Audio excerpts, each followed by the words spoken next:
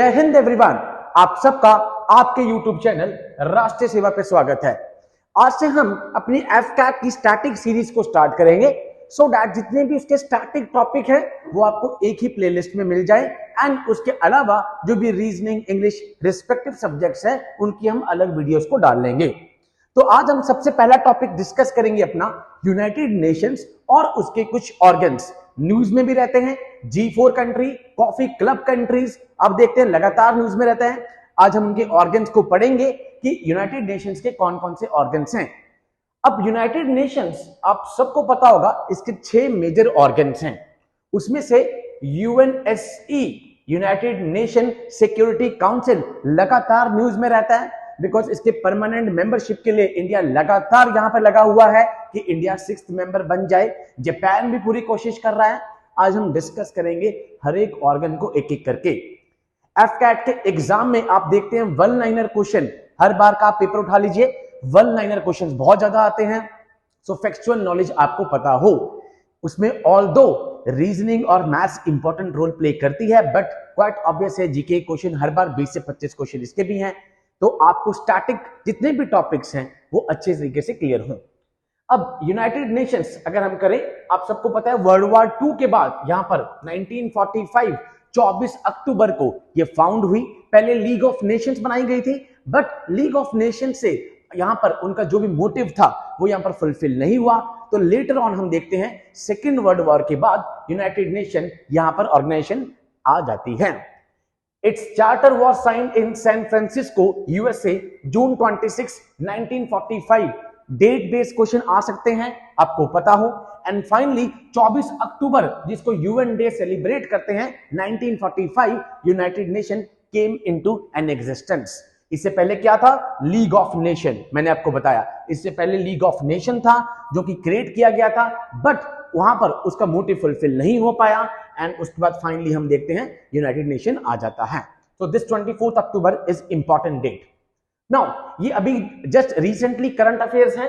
78th यहां पर president बने हैं UNGA। यहां पर 193 कंट्रीज है यूनाइटेड नेशन में। Latest country was south Sudan, जो यहां पर अफ्रीका, जहां पर अभी कॉन्फ्लिक्ट भी चल रही थी दो यहां पर जनरल्स के बीच में, सुडान के बीच में। 78th सेशन जो वहां पर हुआ है, यहां पर ट्रिनिडाद एंड टोबैगो डेनिस फ्रेनिस यहां पर इनको इलेक्ट किया गया है 78th सेशन में प्रेसिडेंट, 78th UNGA प्रेसिडेंट। अब ये वाली स्लाइड बहुत इंपॉर्टेंट है। यूएन के 6 ऑर्गन्स में से 5 ऑर्गन्स का हेडक्वार्टर न्यूयॉर्क है। न्यूयॉर्क जो कि हडसन रिवर पे है एंड वॉशिंगटन DC जो कि पोटोमैक रिवर पे है। इस तरह के क्वेश्चन हम लगातार डिस्कस करते रहेंगे सो दैट आपको एक ही टॉपिक से करंट अफेयर्स, स्टैटिक पार्ट सब कवर हो जाए। 6 इसकी ऑफिशियल लैंग्वेज है, very important for the exam. Arabic, Chinese, English, French, Spanish, Russian, यहां पर ये ऑफिशियल लैंग्वेजेस हैं। मेंबर्स कितने हैं? 193। लेटेस्ट कौन सा था? South Sudan. साउथ सुडान जो कि 54th यहां पर स्टेट है in the Africa continent. Secretary general अभी एंटोनियो गुटेरेस पुर्तगाल के हैं जो यहां पर सेक्रेटरी जनरल बन रहे हैं। This is a current affair. Dennis Francis 78th president बन गए हैं एंड ये 6 ऑर्गन्स हैं। इसमें से 5 ऑर्गन्स का हेडक्वार्टर न्यूयॉर्क है जो कि हडसन रिवर पे फॉल करता है, except International Court of Justice जिसका हेडक्वार्टर हेग नीदरलैंड में है।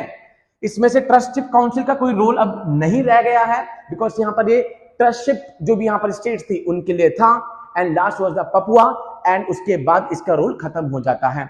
सेक्रेटरीट ठीक है, किसी भी चीज का एक हेडक्वार्टर होता है।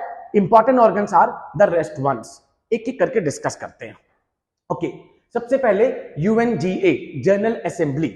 भाई 193 कंट्री है, हर कंट्री की एक वोट होगी, ठीक है, जितनी भी कंट्रीज है उसकी एक वोट होगी। एंड बेसिक एम क्या है? इंटरनेशनल पीस, इंटरनेशनल सिक्योरिटी, इसको मेंटेन करना, इंटरनेशनल लॉ को यहां पर अबाइड करवाना। जैसे भी आप देखते हैं रशिया यूक्रेन की वॉर हुई, उसमें ICJ ने यहां पर रशिया को कहा कि मिलिट्री ऑपरेशन रोक लीजिए। दलवीर भंडारी जो हमारे इंडिया की तरफ से उसमें जज हैं, उन्होंने भी उनके अगेंस्ट वोट करी। तो this is the basic aim of this organisation, to maintain the international peace and security and peaceful arbitration.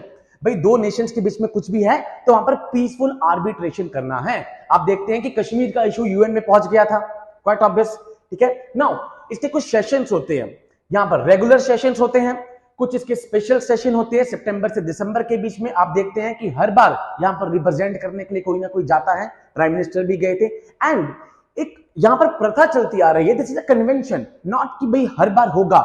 UNGA में सबसे पहले ब्राजील के प्रेसिडेंट बोलने के लिए आते हैं, ब्राजील, ये कन्वेंशन चल रही है, कोई भी रूल नहीं है। ओके, अब इसके बाद हम डिस्कस करते हैं कि भाई अपॉइंटमेंट, सेक्रेटरी जनरल अभी हमने पढ़ लिया पुर्तगाल से, नए प्रेसिडेंट 78th प्रेसिडेंट हमने पढ़ लिया। Along with the security council it elect जजेस टू द आईसीजे, भाई नॉन परमानेंट मेंबर्स। अब इसके बाद हम करने वाले हैं यूएनएससी, जिसमें 5 परमानेंट मेंबर्स हैं, जिसे बोलते हैं यहां पर US, UK, France, Russia, China, and 10 non permanent members हैं। अब उन सबका सिलेक्शन, सोशल इकोनॉमिक काउंसिल के मेंबर्स के सिलेक्शन, ये सब यूएनजीए कर रहा है। देयर आर 193 कंट्रीज, हर एक कंट्री की 1 country equals to 1 vote. The assembly's president changes with each annual session and is elected by the body itself, जो कि अभी हमने पढ़ा, that is the 78th one. This is the latest president of UNGA. Okay, अब आते हैं अभी recently 2021 में यहां पर एक कमेटी बनी थी, इसकी advisory committee on budgetary questions. इसका बेसिकली क्या था कि जो बजट आ रहा है यूएन का, कि क्या वो अपने मैंडेट को फुलफिल कर रहा है, जो प्रॉपरली फंडेड हो रहा है कि नहीं हो रहा, उसको इंश्योर करना। अब यहां पर आपके लिए फैक्चुअल चीज है, Indian diplomat Vidisha Maitra, IFS officer, Indian foreign service, Vidisha Mehta was elected as a member to this assembly for 3 years 2021। 2024 के लिए इंडिया की तरफ से इंडियन डिप्लोमेट विदिशा मेहता यहां पर इलेक्ट हो रखी हैं। So this is important to you, ये 2021 में बनी थी। तो UNGA 193 general assembly by convention, Brazil सबसे पहले बोलने के लिए आती है। रिसेंटली 78 प्रेसिडेंट यहां पर लग गए हैं। सेक्रेटरी जनरल आपकी तरफ से अभी हमने पढ़ लिया, पुर्तगाल की तरफ से आ रहे हैं, Antonio Portuguese. Okay, now next is the UNSC. अब यूएनएससी मींस सिक्योरिटी काउंसिल, इसमें भाई 5 तो 5 P and 10 non P, 5 permanent member हैं, US, UK, France, Russia, China. इनके पास वीटो पावर है, एक ने मना कर दिया, पांचों की पांचों मना। जब भी इंडिया चाहता है इसमें पार्ट बने, तो चाइना क्या करती है, वीटो पावर यूज कर देती है, इंडिया को इससे बाहर कर देती है, बिकॉज वो चाहते हैं कि पाकिस्तान भी इसमें इन्वॉल्व हो। एंड इसके अलावा नॉन परमानेंट मेंबर होते हैं, जिनकी हर 2 साल के बाद यहां पर टर्म्स रोटेशन होती रहती है। यहां पर इंडिया ऑलमोस्ट 7 या 8 बार नॉन परमानेंट मेंबर बन चुका है। मैक्सिमम बना है Japan among the G4 countries। Sir ये G4 कंट्रीज क्या होती हैं, डिस्कस करेंगे अभी हम। 15 मेंबर हैं, न्यूयॉर्क में इसका हेडक्वार्टर है। मेन एम क्या है, इंटरनेशनल पीस को मेंटेन रखना। ओके, 15 में से 5 परमानेंट मेंबर्स हैं, 10 नॉन परमानेंट मेंबर्स हैं। आई होप आप सबको पता है। And it is the only UN organ that has the power to make binding decision. भाई यूएनएससी एक लौता ऑर्गन ऐसा है जहां पर जिसने जो भी डिसीजन दे दिया वो बाइंडिंग होगा। क्वाइट ऑब्वियस है, जो भी इन्होंने बोला वो बाइंडिंग होगा 193 कंट्रीज के ऊपर।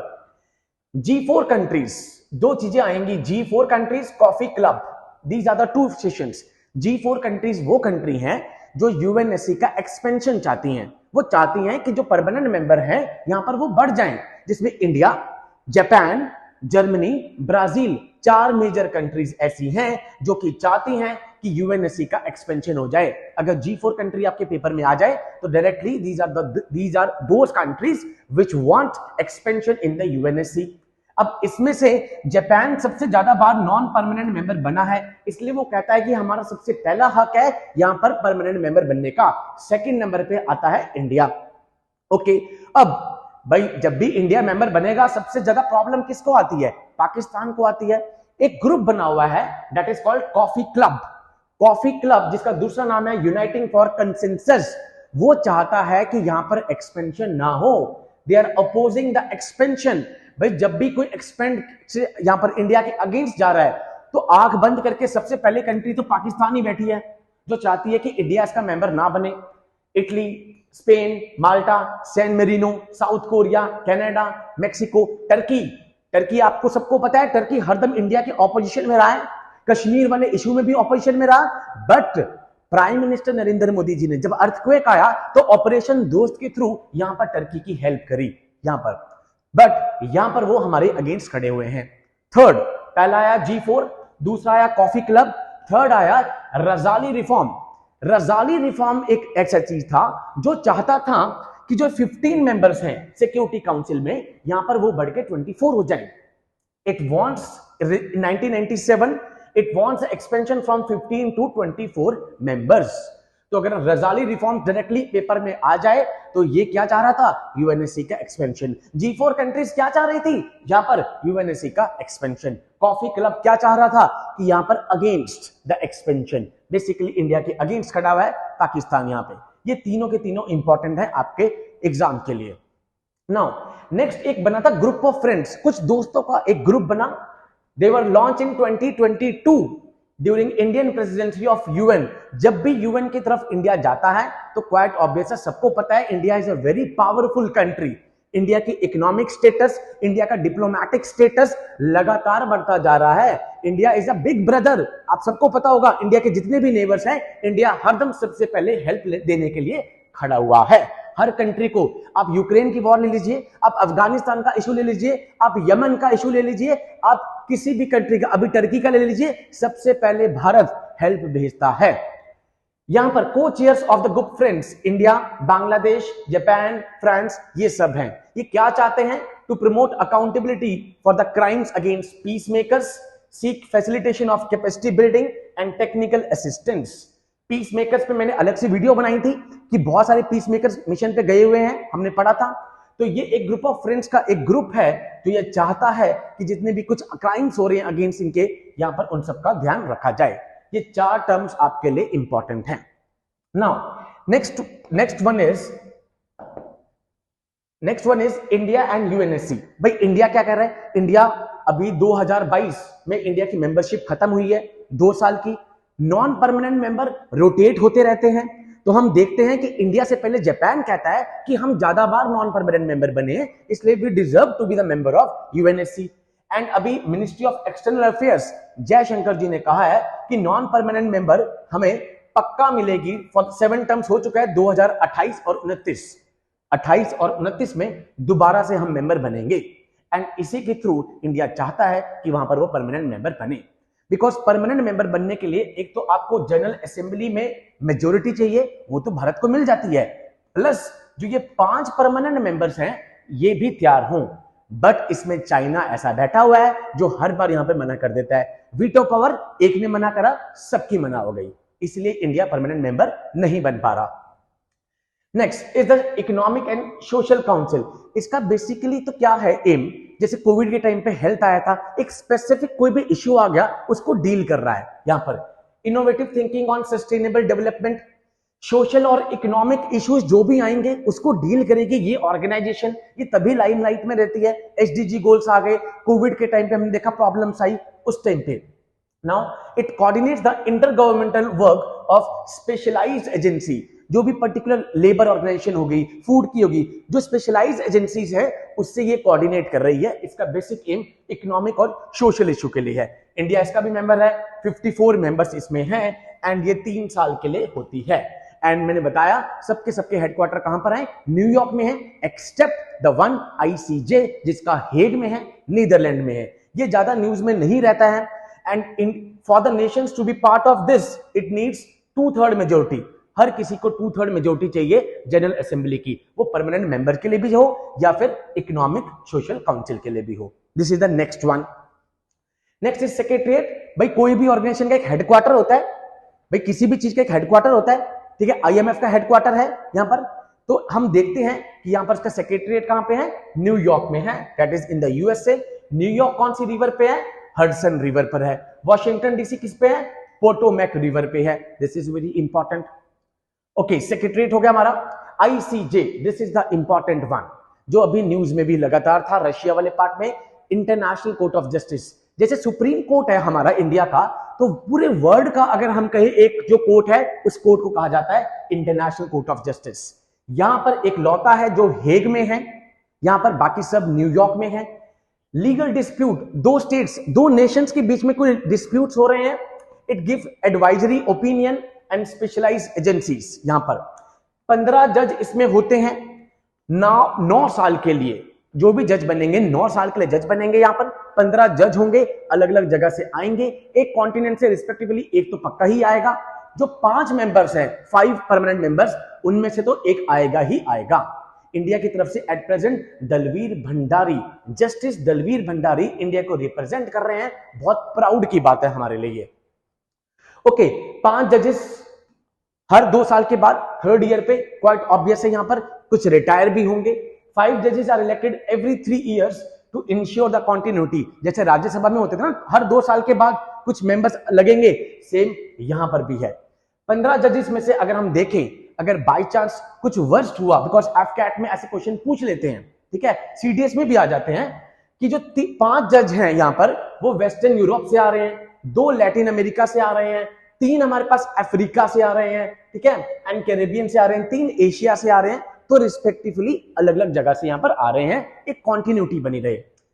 P5 मेंबर्स के तो हरदम जज होगा, बट 2 चांस ऐसे आए 67 से 85 जब चाइना ने कोई भी यहां पर जज नहीं भेजा। इस तरह के क्वेश्चन कई बार पूछ लेते हैं। 67 से 85 the court settles legal dispute between the Nations only. 2 Nations के बीच का जो डिस्प्यूट है उसी को यहां पर डिस्कस करेगा, not between the individuals. 2 individuals के बीच में लड़ाई नहीं, 2 स्टेट्स के बीच में डिसाइड, तो आईसीजे आएगा। ओके, यहां पर 4 जज जो हमारे इंपॉर्टेंट हैं इंडिया की तरफ से। यहां पर ये कौन बनेगा करोड़पति में भी क्वेश्चन आ चुका है। नंबर 1 BN राव सबसे पहले, number 2 RS Pathak, BN Rao, number 2 RS Pathak, number 3 we have this Dalveer Bhandari. यहां पर तो ये हम देखते हैं कि जो 4 जज हैं वो इंडिया की तरफ से रिप्रेजेंट कर चुके हैं। This is very important. ICJ में एट प्रेजेंट 2017 से दलवीर भंडारी यहां पर रह रहे हैं। अब दलवीर भंडारी जब सिलेक्ट हुए हैं 2017 में, हम देखते हैं कि यूके ने उस टाइम पे अपना कैंडिडेचर वापस ले लिया था ड्यू टू इनएडिक्वेट सपोर्ट। ये पहली बार हुआ है, this is the first time in history कि यूके का कोई भी यहां पर जज नहीं होगा।